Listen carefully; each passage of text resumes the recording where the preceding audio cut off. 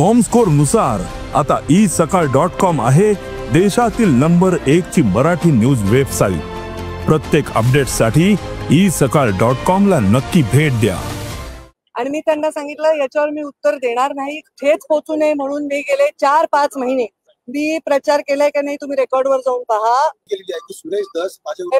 मी काल सकाळच्या वृत्तपत्रातील एका पत्रकारांनी माझा इंटरव्ह्यू घेतला, त्यांनी मला याबद्दल प्रश्न विचारले आणि मी त्यांना सांगितलं याच्यावर मी उत्तर देणार नाही, कारण प्रश्नच मान्य नसल्यामुळे उत्तर द्यायचा संबंधच येत नाही। त्यामुळे त्यांनी जे माझं नाव घेऊन चर्चा करतायत त्याच्याबद्दल माझ्या पक्षातील श्रेष्ठींशी म्हणजे सन्माननीय मुख्यमंत्री, सन्माननीय प्रदेशाध्यक्ष बावनकुळेजी आणि आमच्या संघटनातला जे श्रेष्ठी आहेत त्यांच्याशी मी चर्चा केलेली आहे।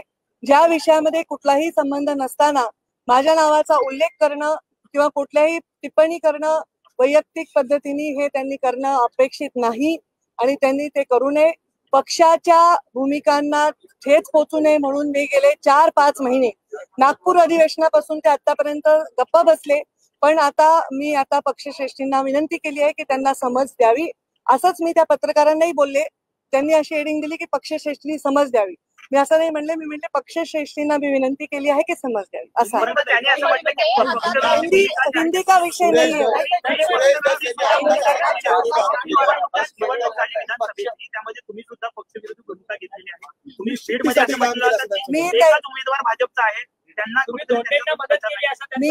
मी प्रचार केलाय का नाही तुम्ही रेकॉर्डवर जाऊन पहा।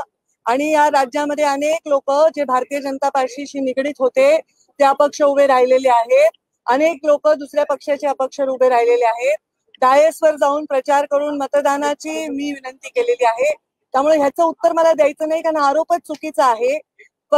जर प्रचार करताना हा आरोप करायचा होता जाहीर सभेमध्ये, त्यांनी प्रचार करताना तर माझ्याशिवाय कुठल्या नेत्याचं नाव देखील घेतलं नाही या राज्यात आणि त्यामुळे निवडणूक निकाल लागल्या त्यांनी हा आरोप करणं हे पूर्णतः निवडून आलाय जो व्यक्ती 75,000 मतांनी निवडून आलाय त्याचं मी काम नाही केलं तर ते शक्य होईल का? हे थोडी आपण आत्मपरीक्षण करा। उलट मला लोकसभेला जेवढी लीड मागच्या वेळी होती त्याच्यापेक्षा अर्ध्यापेक्षाही ती कमी झालेली आहे।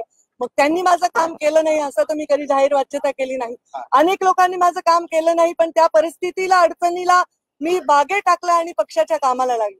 त्यांनी अशा भूमिका जाहीर मांडणं हे आमच्या पक्षाच्या श्रेष्ठींना मान्य होणार नाही, पक्षाच्या शिस्तीला मान्य होणार नाही।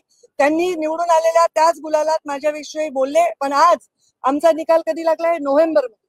ऑक्टोबरमध्ये कधी लागलाय? 23 नोव्हेंबर पासून आज 12 मार्च पर्यंत मी या विषयावर कधीही भाष्य करायचं टाळलं, कारण माझ्या पक्षाला त्याच्यामुळे पीडा होते, तो वाद पक्षाचा समोर येऊ नये म्हणून। आणि पक्षश्रेष्ठींना मी विनंती केलेली आहे की त्यांनी समज द्यावी, ते खरं आहे आणि या विषय माझ्यापुरता इतकाच आहे।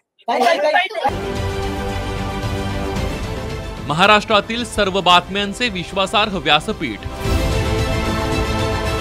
सकाळच्या सर्व सोशल मीडिया प्लॅटफॉर्मला लाईक, फॉलो आणि सबस्क्राईब करा।